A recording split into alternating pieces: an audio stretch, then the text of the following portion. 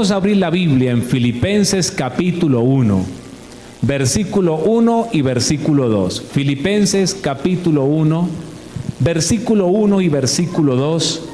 Vamos a leer la Biblia, vamos a leer la palabra de Dios. Filipenses capítulo 1, versículo 1 y 2. Dice la Biblia, dice la palabra de Dios de la siguiente manera: Pablo y Timoteo, siervos de Jesucristo, a todos los santos en Cristo Jesús que están en Filipos, con los obispos y diáconos, gracia y paz a vosotros de Dios nuestro Padre y del Señor Jesucristo. Amén. Pueden estar cómodos, mis amados hermanos, pero hagamos algo, no vaya a dejar de alabar, de glorificar y de bendecir a Dios, porque para eso fuimos creados y para eso nos redimió el Señor con su sangre. Bueno, en esta mañana quiero predicarle algo que lo he titulado Creciendo en el Señor. ¿Cómo se llama la enseñanza de hoy? Creciendo en el Señor. Y vamos a aprovechar lo que se encuentra aquí en Filipenses capítulo 1, desde el verso 1 hasta el verso 11. Vamos a estar hoy observando esos 11 versículos y vamos a observar algunas cosas que son bien interesantes y que nos van a motivar a nosotros para realizar ese crecimiento. Ahora, escuche bien, cuando le dije que abriera la Biblia, le dije que abriera la Biblia en Filipenses. Y resulta que Filipenses es una carta. En los tiempos bíblicos se les llamaba, o en los tiempos antiguos se les llamaba epístolas, que significa lo mismo, epístola o carta. Es una carta, claro, que viene con la inspiración del Espíritu Santo como toda la Biblia. Pero a la persona que Dios usa para escribir esta carta es al apóstol Pablo. Es el apóstol Pablo. Y los filipenses era el gentilicio que tenían los habitantes de la ciudad de Filipos. ¿Eso qué significa? Que allá en esa ciudad antigua llamada Filipos había una iglesia, un grupo de evangélicos, a los cuales en esta oportunidad el apóstol Pablo se va a dirigir a ellos enviándoles una carta de parte de Dios. El año en que Pablo escribe la carta a los filipenses es aproximadamente en el año 60 al año 62. Pero cuidado con lo que viene acá. Cuando Pablo escribe esta carta, o sea, cuando el Espíritu de Dios mueve al apóstol Pablo a escribir esta carta, el apóstol Pablo no está sentado en la oficina de trabajo de él, tampoco está en un estudio, ni está en un salón de clases. Cuando Pablo escribe esta epístola, Pablo está en la cárcel de Roma. Pero no está en la cárcel de Roma por asesino, por ladrón. Pablo está en la cárcel de Roma por causa de predicar el Evangelio. En los tiempos en que se escribe la Biblia, en ese primer siglo de la era cristiana, no era extraño que existiera persecución contra el cristianismo y los que seguían la doctrina del cristianismo. No era raro escuchar que metían personas a la cárcel por razones de su fe, o que los castigaran, o a que incluso les llegaran a quitar la vida. Eso se llama ser mártir por causa de su fe en Jesús. Entonces, como eso no era extraño, pues el apóstol Pablo tuvo que enfrentar varias veces el encarcelamiento, los azotes y hasta azonadas donde le daban pedradas y palo. Y en esta oportunidad Pablo está metido en una prisión romana, con todo el frío de la prisión, con toda la incomodidad que puede existir en una prisión del primer siglo de la era cristiana. Si las cárceles hoy son tortuosas, pues devuelva el cassette y haga un ejercicio mental de cómo serían de tortuosas las cárceles en el primer siglo. Pero bueno, allá estaba el apóstol Pablo. ¿Y por qué estaba? Por su fe en Jesucristo, por nada malo. Ahora, algo impresionante es que este hombre, estando aún en la cárcel por causa de su fe, no se desalienta, no se desanima. O sea, Pablo no lo vemos diciendo, no, pero yo, el apóstol Pablo, yo, un hombre de Dios y por causa de Dios metido en la cárcel. Dios, ¿qué pasó? ¿Se le acabó su poder que me dejó meter en la cárcel? No, Pablo no está diciendo nada de eso. Jesucristo ya había advertido que en ocasiones se experimentan situaciones difíciles por causa de la fe. Y Pablo la tenía clara, y Pablo está en la cárcel, y en lugar de Pablo estar quejándose, murmurando, criticando, hasta renegando contra Dios, Pablo lo que está es aprovechando el tiempo para seguir sirviendo a Dios. ¿Cómo sirve una persona desde la cárcel a Dios? Pues Pablo sirvió desde la cárcel a Dios escribiendo cartas. Y una de esas cartas, la carta a la iglesia de Filipos, o sea, a los filipenses. Ahora, algo interesante es que la carta a los filipenses se conoce como la carta del gozo. Un preso, por causa de su fe, escribe una carta donde su contenido teológico predominante es el gozo en Dios. O sea, Pablo no se dejó arrumar de los problemas, sino que en medio de la persecución seguía gozándose en Dios. Algo así como que Pablo decía, qué privilegio estar preso por causa de Jesucristo. Y desde la cárcel seguía en comunión con Dios, y es más, Dios lo mueve a escribir esta carta para fortalecer a los que estaban afuera libres. Una iglesia libre leyendo una carta donde les dice gozo, gozo, gozo, gozo en Dios, y quien la escribe está en la cárcel sufriendo por causa de Dios. Resulta, mis hermanos, que en la Biblia el gozo es algo más allá que la alegría. La alegría se puede perder, pero el gozo no se pierde. El gozo es como esa fortaleza que recibe uno de Dios para decir, bueno, hay que seguir adelante porque Dios está conmigo. Eso fue lo que hizo Pablo en la cárcel. Entonces, desde la cárcel le escribe a los filipenses. Ahora, esa iglesia que estaba en la ciudad de Filipos había sido fundada por el mismo apóstol Pablo. Años atrás, en Hechos capítulo 16, del verso 11 al 40, la Biblia muestra cuando en el segundo viaje misionero del apóstol Pablo, Pablo llega a Filipos y funda la iglesia de Filipos. Y luego más tarde les envía esta carta para animarlos a que siguieran adelante. Pablo iba y fundaba iglesias, las dejaba, se iba, fundaba otra, pero luego las visitaba para reforzarlas o les enviaba cartas guiado por Dios para también corregir, adoctrinar o dar fuerza al pueblo. En este caso, Filipenses es una carta donde sí hay contenido doctrinal, pero sobre todo Filipenses lo que hace es motivar a la iglesia para que en medio de los sufrimientos siga firme con Jesucristo. Entonces, años antes, en el segundo viaje misionero, eso lo registra Hechos 16 del 11 al 40, Pablo fundó la iglesia de Filipos.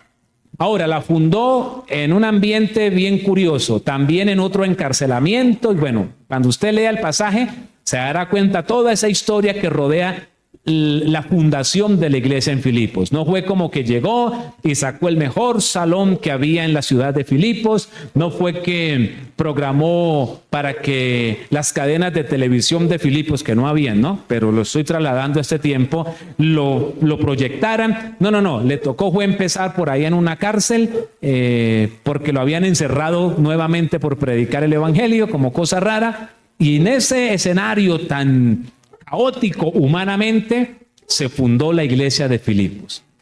Esa iglesia de Filipos, o esa ciudad de Filipos, estaba ubicada en una región que se llamaba la región de Macedonia. Y esa parte de Macedonia es Europa. Y curiosamente, la iglesia de Filipos es la primera iglesia evangélica que se funda en el continente europeo. Porque estaban trabajando el continente asiático, pero ahora pisan Europa formando la iglesia de Filipos. Entonces, yo le hago este pequeño acercamiento, pues para que se imagine a un apóstol que fue y fundó una iglesia en medio de un ambiente hostil, que años más tarde lo encarcelan. Desde la cárcel el hombre sigue firme, no se deja amedrentar por los problemas, sino que ahora desde la cárcel escribe a la iglesia que había fundado años atrás y les escribe para decirles: sigan gozosos con Cristo a pesar de las circunstancias. Entonces, desde allá, desde la prisión, él escribe muchas cosas en la carta, pero del capítulo 1, versículo 1 al versículo 11, hay unas muy buenas enseñanzas que nos motivan al crecimiento espiritual. Por eso el nombre de la enseñanza es ¿cuál? Creciendo en el Señor. Porque espiritualmente nosotros estamos llamados a ir creciendo a la luz de la Biblia. Entonces, anclados ahí, vamos a trabajar hoy 3 cosas nada más. La primera, vamos a ver Pablo, su presentación y su saludo. Vamos a ver a Pablo y su confesión de oración. Y vamos a ver a Pablo mostrando los frutos de la oración de petición que él hace al Señor. ¿Listos? Arranquemos. Veamos a Pablo, su presentación y su saludo. Volvamos a Filipenses capítulo 1, versículo 1. Nótese que Pablo se presenta y dice: Pablo y Timoteo, siervo de Jesucristo. Pablo arranca diciendo un saludo a la iglesia, pero a la vez presentándose. Y se presenta como siervo de Jesucristo. Ahora, oiga, y eso no es como muy elevado, no. Pablo sabía quién era él espiritualmente. O sea, Pablo no dice soy siervo de Jesucristo como por debajear a otras personas, sino que es la verdad. Pablo era un servidor de Jesucristo. Y Pablo se presenta como tal. Dice Pablo, dice, ay, conmigo está Timoteo y somos siervos de Jesucristo. Y Pablo mete la cuña de que también Timoteo era un servidor fiel de Jesucristo. Entonces, ¿qué es lo que primero podemos observar en el saludo y en la presentación de Pablo? Que cuando Dios nos permita ir avanzando en sus caminos, no tiene nada de extraño que usted dé a conocer lo que Dios está haciendo. Si usted es un predicador y le preguntan a usted qué hace, no, pues bendito Dios, predico el evangelio. Y eso no significa que usted sea de mejor familia o algo por el estilo. Simplemente está reconociendo lo que Dios ha hecho en su vida. Ahora, en esto del saludo y en la presentación de Pablo, hay varias cosas también interesantes a resaltar. Lo primero que hace él cuando se presenta y saluda es que él dice que está saludando ¿a quiénes? A los santos en Cristo. Mire, las cosas que están en la Biblia, por ser palabra de Dios, no están por casualidad. Algo tienen para enseñarnos. Nótese, el apóstol dice, yo Pablo, mi compañero Timoteo, somos siervos de Jesús. Y saludamos a los santos en Cristo. Oiga, saludamos a los santos en Cristo. ¿Y dónde estaban esos santos en Cristo? En Filipos, o sea, en la ciudad de Filipos. Le voy a enseñar algo que la Biblia desata. A nosotros, la religión tradicional nos enseñó por mucho tiempo que los santos son muñequitos de barro, de oro, de metales. Pero mi pregunta es, ¿cómo puede una persona saludar a un grupo de santos? Pues sencillamente aquí tiene que haber algo raro. O nos enseñaron mal, o nos enseñaron mal. No hay más. Tengo que enseñarle lo siguiente. Según la Biblia, los santos no son imágenes. No, esas imágenes, por el contrario, la Biblia les da un nombre, ídolos. Y entonces, ¿quiénes son los santos? Los santos son seres humanos, personas que están vivas. Y según lo que está diciendo la Biblia, los santos son los convertidos, los creyentes en Jesucristo. Y como Pablo está saludando una iglesia, entonces imagínense que yo le estoy leyendo la carta, muchachos de Bogotá, reciban saludos del apóstol Pablo y de Timoteo. Eso era lo que estaba haciendo Pablo cuando escribía, porque los santos son las personas que han sido compradas con la sangre de Jesús. O sea que cuando una persona recibe a Jesús en su corazón, lo confiesa como el Señor, Jesucristo lo limpia de sus pecados con su sangre, lo hace su hijo y soberanamente, eso no es porque usted se lo merezca, ni yo, sino que Dios en su soberanía dice, ahora yo declaro a esta persona un hijo mío y por lo tanto lo subo de nivel y ahora espiritualmente es un santo. Y usted dice, uy, pero espere, yo tenía en mi mente que los santos eran personas perfectas. Ahora, cuidado porque yo le estoy diciendo santo, no perfecto. O la Biblia está diciendo santo, no perfecto. Por eso cuando hablamos de perfección, hablamos de Dios y la Biblia a Dios lo llama el santo de los santos. Entonces, las personas que reciben, que se convierten a Jesús, son declaradas santas no por lo que hacen, sino por lo que Cristo ha hecho en ellos. Y es un santo, pero cuidado con esto, imperfecto, que necesita seguir trabajando, porque no es santo por lo que él hizo, sino porque Dios tuvo misericordia y lo tomó como su hijo. Le voy a poner otro ejemplo. Usted y su esposa tienen un hogar, tienen una familia, y de repente ustedes ven un niño. Ese niño no lleva sangre de ustedes. Ese niño no ha hecho ni bien ni mal contra ustedes. Claro, nosotros contra Dios sí habíamos hecho mal, pero en el caso del niño ni ha hecho bien ni ha hecho mal contra ustedes. Y usted y su esposa deciden adoptar el niño. Y van, lo traen, y porque ustedes quisieron, le pusieron sus apellidos. ¿Qué hizo el niño para llevar sus apellidos? Nada, pues aceptar que lo trajeran con ustedes, ¿no? Y ahora este niño comienza a disfrutar de los beneficios de portar esos apellidos. Imagínense que sus apellidos ante la sociedad pesan, porque esa sociedad es así, ¿no? Entonces imagínense que sus apellidos pesan socialmente. Entonces ahora este niño tiene todos los beneficios de esos apellidos simplemente porque usted quiso, porque usted fue, lo trajo. ¿Qué tuvo que hacer él? Aceptar lo que ustedes querían hacer con él. Pues eso es lo que ha sucedido. Dios es santo y Dios, por su misericordia, tocó nuestro corazón y nos dijo, ¿se quiere salvar o se quiere perder? No, yo me quiero salvar. Venga, yo lo quiero perdonar. Y venimos a Jesús, nos perdona y luego dice, y ahora le imparto de mi naturaleza. Ahora yo Dios, dice Dios, ¿no? Lo declaro santo. Ay, Señor, no es cosa suya, es cosa mía. Lo quiero hacer porque soy Dios. Entonces los santos son las personas que han confesado a Cristo como Señor y Salvador. O sea, que en esta mañana aquí hay una reunión de santos.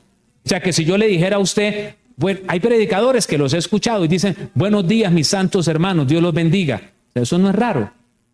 Porque no le estamos diciendo buenos días perfectos, le estamos diciendo buenos días hermanos santos. O sea, buenos días hermanos que han sido santificados, limpiados por la sangre de Jesús y separados para Dios por la pura gracia y misericordia del cielo. Amén. Entonces los santos no son muñecos, los santos son personas. Mira al que tiene a su lado, mírenlo. A ver, no, pero al otro, no al que conoce ahí que todos los días lo... Ese, si ya aceptó a Cristo, ese es un santo. Si no lo ha aceptado, ahora lo va a aceptar y ya es un santo también. Por la gracia de Jesús. Pero imperfecto. Por eso ahorita vamos a hablar de crecimiento. Porque si fuéramos santos perfectos, ¿cuál crecimiento? Entonces, nosotros no necesitamos un proceso de canonización, sino de conversión a Cristo. Y listo. O sea, el hombre ha enredado lo de Dios. O sea, Dios hace las cosas derechas y el hombre las enreda. Aquí no hay que esperar que usted se muera, hacer investigaciones para declararlo santo. No, usted fue declarado santo por Dios a través de la obra perfecta de Jesús. Por eso hay que venir a Cristo, para que haya un cambio de naturaleza.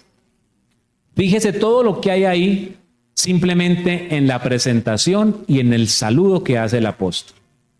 Ahora, entonces ya Pablo se presenta, saluda y les dice una verdad doctrinal acerca de que han sido santificados. Y luego en el verso 2 termina el saludo y ahí también hay riqueza y dice gracia y paz. Versículo 2, por favor, gracia y paz a vosotros. Dice de Dios nuestro Padre. ¿Y qué letra aparece ahí para unir la expresión Dios nuestro Padre del Señor Jesucristo? ¿Dice O dice I? Ok, muy bien. Hay algunas doctrinas que enseñan que Jesucristo es el mismo Padre. Bueno, eso es cuestión de ellos. Pero a mí la Biblia me muestra es esto. Porque si Jesús fuera el mismo Padre, entonces diría, saludos de Dios nuestro Padre o del Señor Jesucristo. Pero dice, y del Señor Jesucristo. Es como si a usted, no sé, voy a inventar que usted se llama Alfredo, pero como se convirtió le dicen el evangélico. Entonces dicen, ahí va Alfredo o el evangélico. Una sola persona.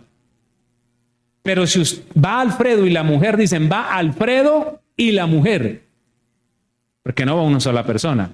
Va Alfredo con la mujer. Dice Pablo que él viene hablando y viene saludando a la iglesia y quiere que la gracia y la paz esté sobre ellos. ¿Y cuál gracia y cuál paz? La que viene de Dios nuestro Padre y del Señor Jesucristo. Amén. Listo. Pablo hasta en los saludos y en sus presentaciones soltaba doctrina. O sea, impresionante, ¿no? 2 versículos y eso que no nos hemos metido a profundidad y todo lo que hay en esos 2 versículos que escribió ahí el apóstol Pablo.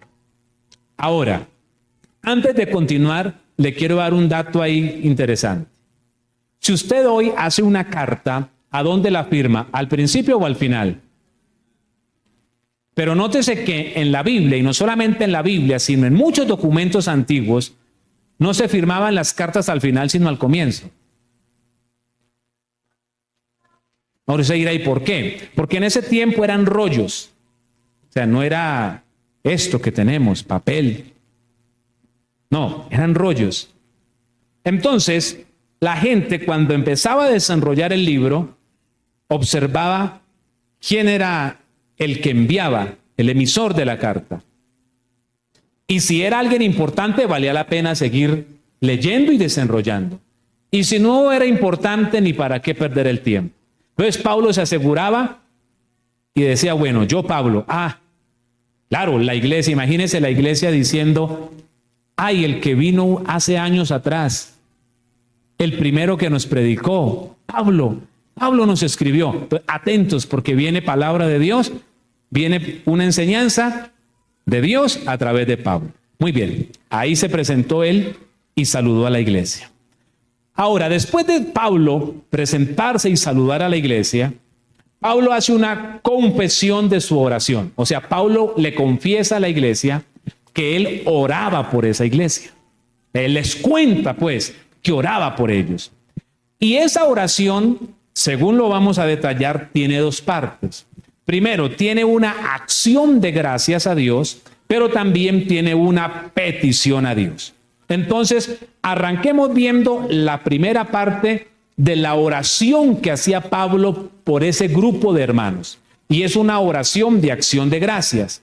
Y lo podemos ver del verso 3 al 5. Ahora, esa acción de gracias, ¿por qué era? Era una acción de gracias a Dios por la conversión y por la permanencia de ellos en el Evangelio. Vamos a leer y lo vamos a comprobar. Verso 3, 4 y 5. Miren, ¿qué dice Pablo? Les cuenta a ellos mismos.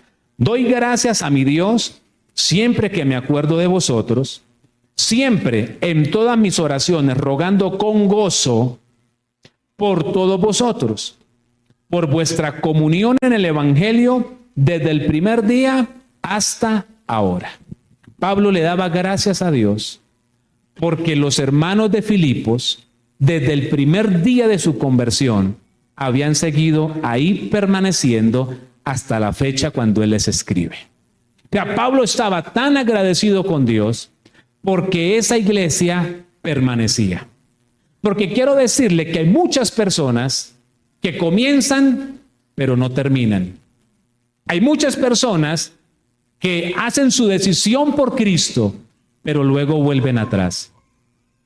Por eso es que nosotros en el día de hoy podemos decir, y eso no es una cosa buena, ¿no? Podemos decir lastimosamente que conocemos descarriados.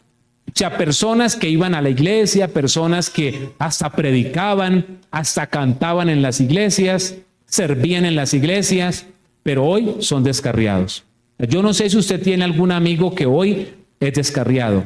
Ay, yo sé de un amigo, él iba a una iglesia, pero hoy no asiste.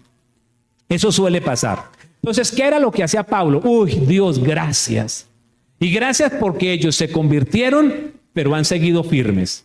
Nosotros debemos aprender a darle gracias a Dios, porque el hecho de que la gente permanezca en los caminos de Dios es una obra que solo puede hacer Dios en el corazón de los individuos. Entonces, como la iglesia no son las paredes, sino somos nosotros deberíamos vincularnos a ese tipo de oraciones.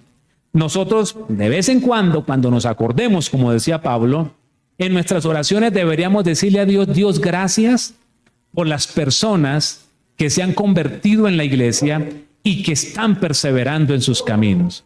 Porque es que nosotros tenemos una costumbre y casi siempre nuestras oraciones son de petición. Y no estoy diciendo que sea malo, no. Más adelante vamos a observar que Pablo también pedía por la iglesia. Pero antes de pedir, agradecía a Dios. ¿Qué tal si nosotros nos proponemos practicar esa dinámica? Antes de pedir, damos gracias. A veces decimos, ay, falta esto en la iglesia. Señor, provee para lo que hace falta en la iglesia. Y Dios dice, claro, yo lo voy a hacer. Venga, pero primero deme gracias. ¿Cierto? Dios dice, pero primero, ¿por qué no mira lo que ya hay? Porque es que los seres humanos tenemos la tendencia de mirar lo que no hay. Ay, falta. Sí, yo sé que falta, pero ¿qué tenemos ya? Y eso a veces pasa mucho en la juventud, en la adolescencia. Entonces el muchacho, papá, pero es que no tengo las zapatillas. Yo no sé el precio de esos, hermano. Pero papá, no tengo las zapatillas de 400,000, digamos. Bueno, pero ¿por qué no da gracias? Porque el papá sudó y al menos le compró unas de 150. La tendencia nuestra es saber lo que no tenemos, pero resulta que en Dios, para poder llegar a lo que no tenemos, primero debemos ser agradecidos con lo que ya hemos recibido de parte de Él. Y Pablo la tenía clara. Por eso Pablo, antes de pedir por esa iglesia, le daba gracias a Dios porque la iglesia existía. Me imagino que Pablo diría, ¿en cuántos lugares he predicado y la gente no persevera? Señor, mira, antes de pedir, gracias porque esa iglesia se convirtió y persevera en sus caminos. Usted me va a ayudar cuando en su casa ore. Le va a decir a Dios, gracias por las personas convertidas y que están perseverando. ¿Listo? Bueno, muy bien.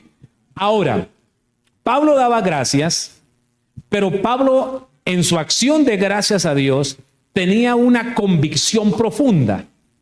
Y la convicción profunda que Pablo tenía era que Dios tenía a la iglesia en sus manos y que Dios trabajaría y perfeccionaría esa iglesia. Veamos el versículo 6, por favor. Del 3 al 4 da gracias por la iglesia, pero en el 6 él manifiesta, él deja ver que él tenía una convicción y era que la bondad de Dios acompañaría a esa iglesia en su proceso de transformación. Mire, estando persuadido de esto, ¿de qué estaba persuadido el apóstol Pablo? Que el que comenzó en vosotros la buena obra. ¿Eso qué significa? Que el que tocó su corazón para que usted se convirtiera, ese es el comienzo de la buena obra. O sea, la obra de Dios no tiene que ver tanto con pisos y paredes. Ahora, yo sé que necesitamos pisos y paredes en este tiempo, porque si no tampoco podríamos hacer los cultos. O sea, eso es así de sencillo. Pero le digo algo, ante los ojos de Dios, valiera lo mismo que estuviéramos allá en el pasto haciendo el culto desde que lo hiciéramos de corazón y en orden, valía lo mismo el culto allá que acá. Pero escúcheme bien, ¿y por qué no nos vamos entonces para un parque y no edificamos nada? Porque hay unas leyes terrenales que establecen unas reglamentaciones. Y los hijos de Dios debemos aprender a respetar las leyes terrenales cuando no van en contravía de Dios. O sea que violar las reglas o las leyes terrenales que son bien, no le corresponde a la iglesia, sería malo. Entonces, ¿qué tenemos que hacer? Pues también tenemos que ocuparnos de pisos y paredes, porque también debemos dar ejemplo de que somos ciudadanos decentes y que respetamos las leyes buenas. Amén. Ahora sí sabe por qué toca construir. No es por Dios. Bueno, sí es por Dios, porque Dios dice que hay que respetar las autoridades terrenales. ¿Listos? Amén. Bueno, entonces, Pablo tiene la convicción de que la obra de Dios es el cambio en los corazones, en las vidas. Y ese cambio comienza cuando venimos a Jesucristo. Entonces, desde que nosotros venimos a Jesús, somos rescatados por Jesucristo, es como si usted comprara una casa vieja en ruinas. Y usted dice, bueno, esta casa está vieja, fea, en ruinas, pero yo la arreglo. Y cada vez que le llega una plata, usted tumba una pared que está mal puesta y hace otra en el lugar que cree que queda mejor. Y luego la va pintando y pasado el tiempo usted la deja como quiere. Pues la vida nuestra así llega a las manos de Dios, lleno de pecado, de malas costumbres, de groserías, de pornografía, de mentiras, de adulterio, de borracheras. Pero lo importante es llegar. Ya cuando estamos en las manos de Dios, Dios comienza a trabajar en nosotros. Entonces Pablo tenía la convicción de que el Dios que había tocado ese corazón para que se convirtiera, lo iba a seguir transformando. Y es una transformación que cuando termina, cuando Cristo venga, o usted y yo nos muramos. O sea que toda la vida Dios estará trabajando en nosotros.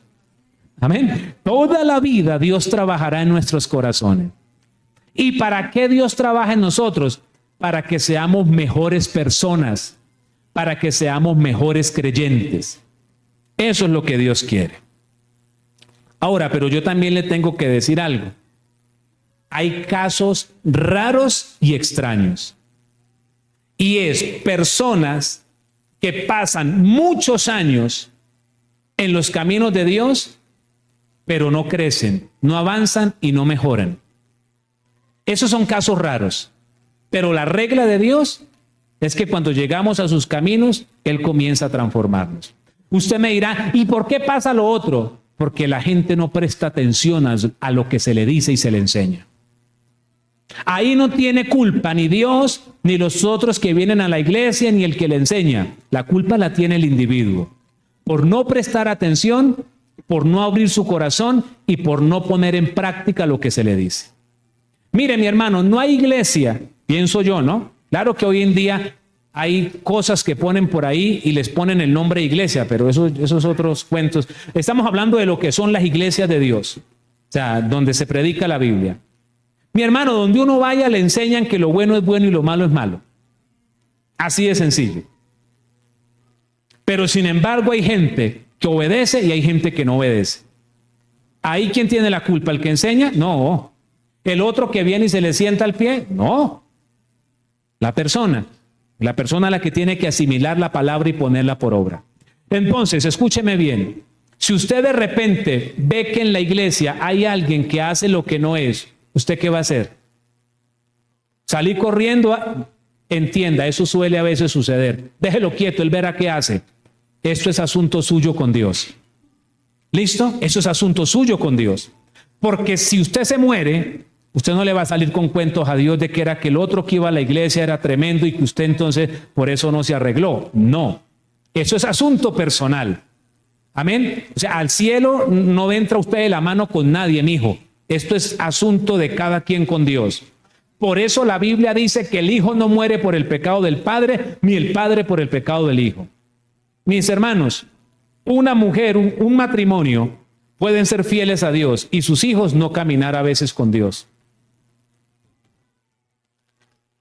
Ese muchacho se tendrá que enfrentar solito ante la presencia de Dios.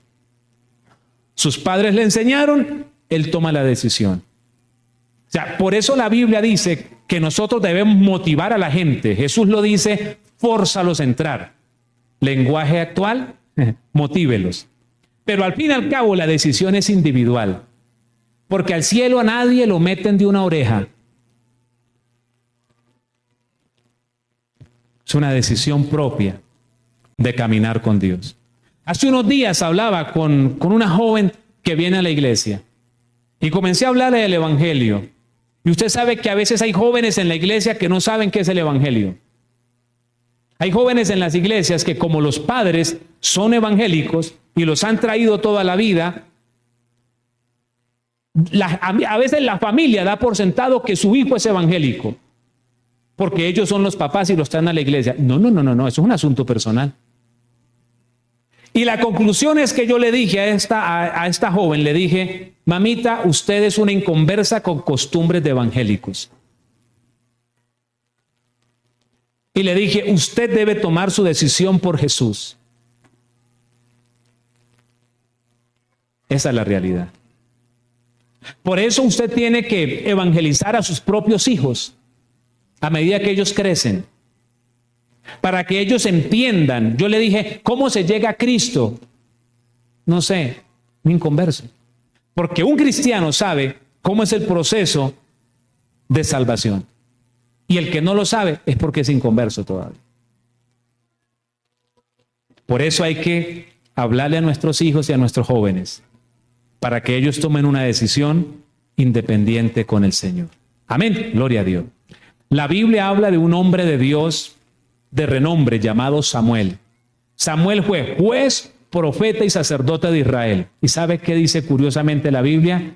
Y los hijos de Samuel no andaban en los caminos de Jehová. Oiga, impresionante. Ahora, claro que también tenemos una promesa.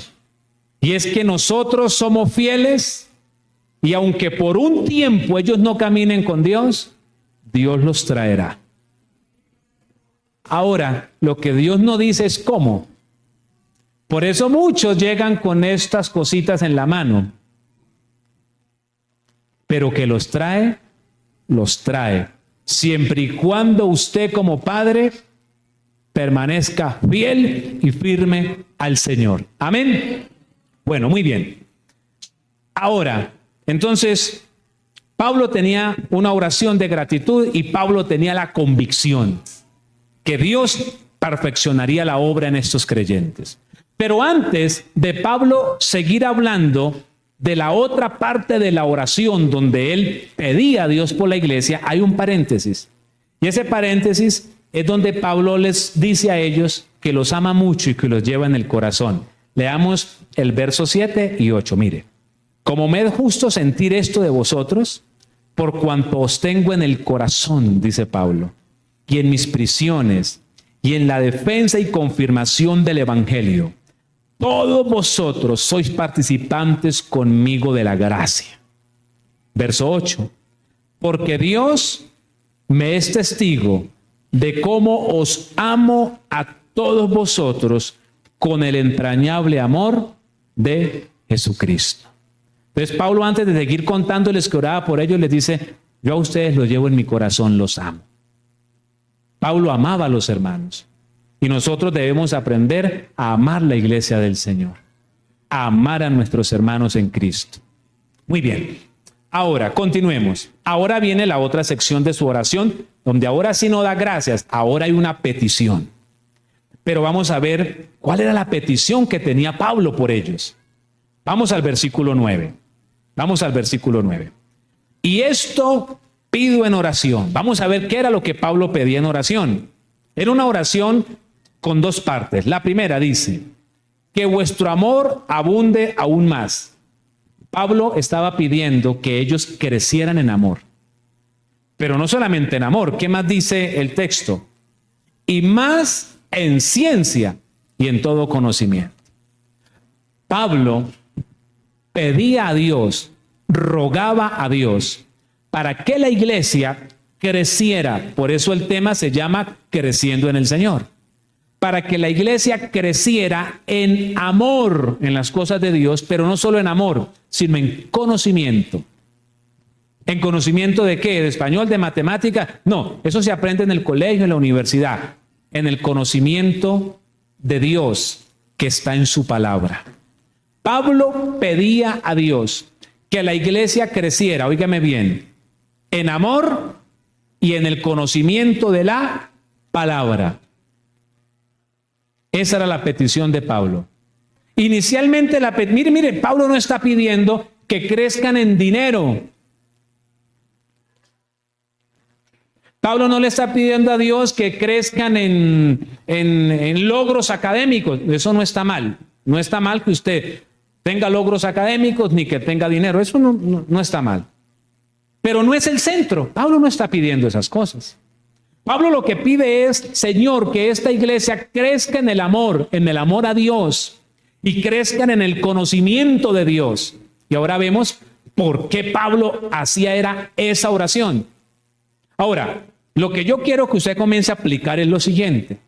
Si Pablo oraba a favor de la iglesia por este aspecto, pues nosotros mismos como iglesia debemos orar por nuestras propias vidas en estos dos aspectos. O sea, nosotros debemos preocuparnos por crecer en amor y en conocimiento bíblico. Porque si Pablo, que era uno de los apóstoles, un hombre llamado por Dios para darle doctrina a la iglesia del Nuevo Testamento, y si Pablo tenía esa sana carga en su corazón, era por algo. Era por algo. Es como cuando usted va a un médico y el médico es honesto y le dice, amigo, cuidado con las comidas ricas en sal, cuidado. Si el médico es bueno, ¿cierto? Es honesto y le dice, cuidado con comer salado, por algo se lo está diciendo. El médico sabe que puede haber una trombosis, una hipertensión. Por eso le está diciendo, cuidado. El médico cumplió con dar el criterio. Pero si usted llega a la casa y bendito el Señor, alabado sea Cristo, y coge ese salero como si estuviera danzando ahí, ¿cierto? Como que no lo suelta. Después, uy, qué calor, uy, ¿qué le dijo el doctor? Ya, Pablo tiene la carga por la iglesia. Pero si la iglesia no asimila el mensaje, pues por más que Pablo y por más que cualquier predicador tenga eso en el corazón, si la iglesia no lo aplica, apague y vámonos. La iglesia no va a crecer. Hay que crecer en amor y en conocimiento bíblico. Y para eso hay que orar, pero hay que estudiar la Biblia. Por eso yo les decía a los del primer culto, que Dios nos ha permitido establecer en la iglesia diferentes escuelas de formación, para que usted siempre tenga algo más que aprender de la Biblia, para que usted pueda crecer en ese conocimiento. Si usted es nuevo, comience con la escuela de discipulado. Si ya va por ahí en la 8ª, 9ª clase, le animo a que vaya a Obreros Cristianos. Después de que se bautice y haga proceso, vaya a escuela de servidores. Después, más adelante, si hay la oportunidad, vaya a escuela de liderazgo. Si después de que termine Obreros Cristianos hay la posibilidad, ingrese al seminario bíblico. Un seminario bueno y muy económico.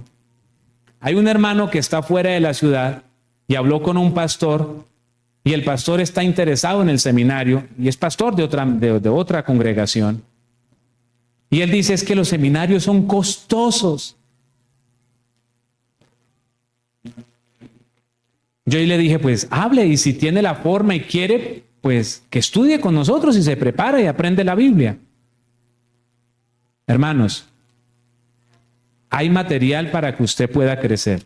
Hay distintas escuelas de formación. No hay que correr, pero vamos aprendiendo, porque así es como crecemos. Amén. Usted no puede crecer en el conocimiento bíblico si no se expone a que le enseñen.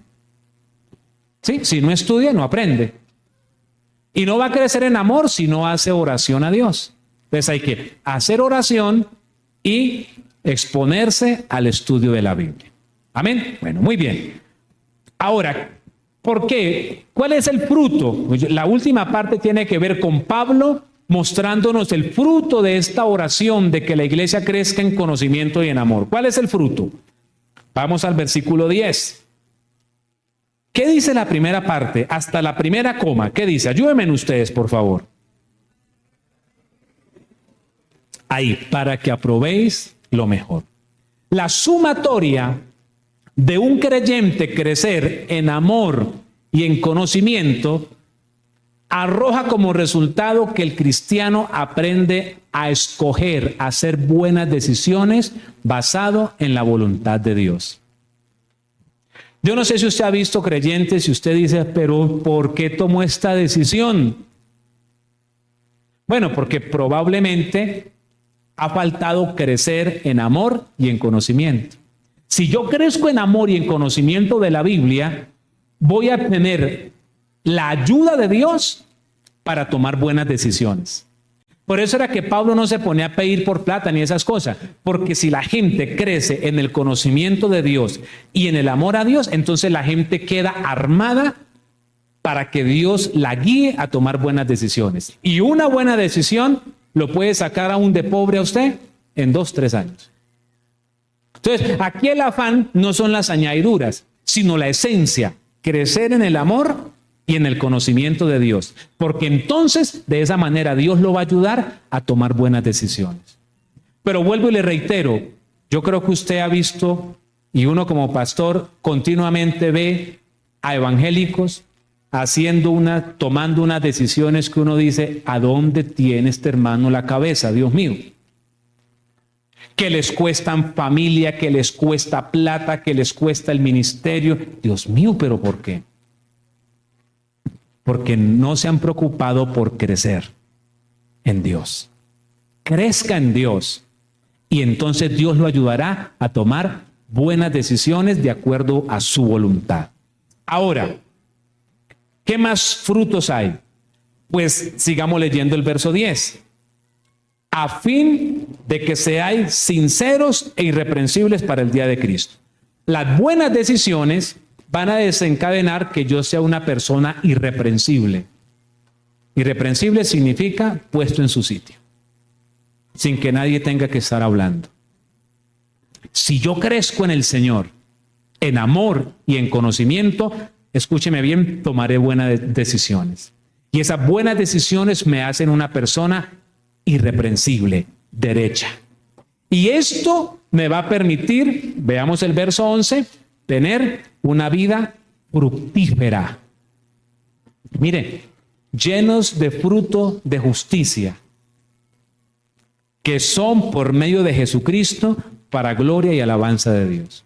Entonces, ese es el creyente que da fruto, o sea, ese es el creyente que usted dice, oiga, chévere ser evangélico, pero como él. O sea, yo no sé si en algún momento usted conoció un evangélico y tal vez eso lo motivó a buscar de Dios. Porque así como a veces uno conoce evangélicos que dicen, no, si eso es ser evangélico, no, ese que usted vio como medio maloso, ese no es un evangélico genuino. No le ponga cuidado. Alabado sea Dios. ¿Listo? Pero muchas veces uno tiene la bendición de conocer un buen evangélico, o sea, un evangélico, mejor dicho. Ya, así de sencillo. Entonces, ese evangélico ha crecido, Dios lo ayuda para tomar decisiones, es irreprensible y su vida es una vida de fruto, o sea, de testimonio. Usted dice, oiga, chévere esa vida. Eso es lo que Dios quiere. Porque esa persona que dice, chévere esa vida, entonces resulta diciéndole, ¿a dónde es que usted va? No, pues yo voy a la iglesia, a culto, y Dios me ha cambiado. Pues me lleva. ¿Cuándo va a ir? Yo tengo ganas de ir. Entonces ya es otra persona que viene a buscar de Dios y ya hay más alabanza para Dios, porque ya no es uno solo el que dice gracias Dios, sino son dos o son cuatro. ¿Sí ve? Entonces, nótese, pero todo radica ¿dónde? En que podamos crecer en amor y en el conocimiento de Dios. Y eso me lleva a buenas decisiones, a ser irreprensible y a llevar una vida de fruto. Y esas cosas hacen que el nombre de Dios sea glorificado. O sea, la gente, aunque no conozca las cosas de Dios todavía bien, dice, ay, bendito Dios. ¿No ha visto que, ay, bendito Dios que usted dejó de ser tan tremendo? Yo sí pensaba mucho en su mamá, uy, ella sufría mucho por usted. Y él todavía no ha venido a la iglesia, pero ya dijo, bendito Dios. ¿Eso qué es? Pues gloria para Dios, alabanza para Dios, reconocimiento para Dios. Muy bien. Entonces, estamos llamados a seguir creciendo en el Señor. Colóquese de pie y vamos a orar. Vamos a orarle al Señor. ¿Y qué vamos a orar? Vamos a orar con sentido. Vamos a orar sobre la palabra. Y le vamos a pedir a Dios que nos ayude. ¿Para qué? Para crecer en Él. Padre bueno, en el nombre de Jesús. Señor, en esta hora te damos gracias, Dios mío. Te damos la gloria, te damos la honra, la adoración y la alabanza. Muchas gracias, Dios del cielo, por este tiempo, Señor. Gracias, Dios mío, porque nos has permitido escuchar tu palabra. Señor, tu palabra nos enseña que debemos crecer en amor y en conocimiento. Y te pedimos que nos ayudes. Señor, es una tarea constante. Somos conscientes de ello. Pero sabemos que con tu ayuda es posible. Padre bueno, ayúdanos. En el nombre de Jesús, ayúdanos por favor. Para nunca dejar de crecer, sino siempre ir avanzando en tus propósitos. Padre, solo ese crecimiento nos permitirá tener tu bendición para tomar buenas decisiones. Señor, para llevar una vida irreprensible, para llevar una vida con frutos que glorifiquen tu nombre. Ayúdanos como iglesia para que esto se cumpla en nosotros, Padre. Gracias en el nombre de Jesús. Gracias, Señor.